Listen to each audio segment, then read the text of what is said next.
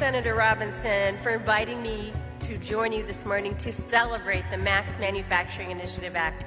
And I'm thrilled to be here with so many people dedicated to improving Pennsylvania's manufacturing industry.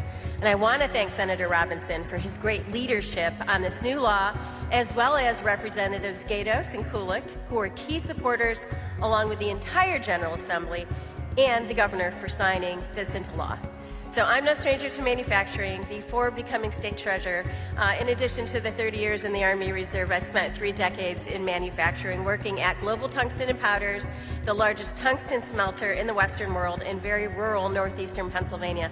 So I worked my way up to become one of 2 females vice presidents of the company and traveled around the globe negotiating business deals. And during my time at GTP, I worked with members of Congress to enact a federal law, which passed with very bipartisan support to keep more of our great manufacturing industries operating right here in America.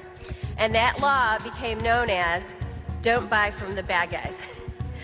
And the reason is because it prohibits Department of Defense from acquiring sensitive materials like tungsten and rare earth minerals from China, Russia, North Korea, Iran. Hence, that's how I explain it, don't buy from the bad guys. Now, I did that because I believe in America, I believe in Pennsylvania, and I believe in manufacturing. Manufacturers offer good jobs with good benefits and support our local families. And they produce things we need in our daily lives and pump billions and billions of dollars into our state and regional economies. So I've met families across Pennsylvania who count on these manufacturing jobs in every one of our 67 counties.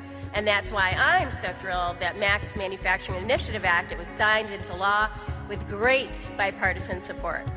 So giving our incredible universities and engineering firms a better way to work together at a time when technology is evolving at lightning speed. It's just so crucial to keeping Pennsylvania competitive in the manufacturing sector. So from research to development to the end product, the Max Manufacturing Initiative Act is going to make a huge difference by connecting companies with students and stakeholders in new and innovative ways. Like here at Neighborhood 91, Neighborhood 91 isn't just the next up-and-coming area of Pittsburgh, it's a one-stop shop for advanced manufacturing with a global reach. The Max Manufacturing Initiative Act is now law, but it still needs to be funded. So I'm hopeful that Governor Shapiro will include funding in his budget address in February, and that the General Assembly will include it in the final budget next June, and I will be a strong advocate for that. Again, I am so happy to be here to help celebrate the future of manufacturing in Pennsylvania.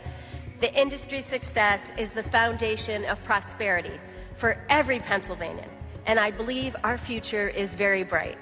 Thank you.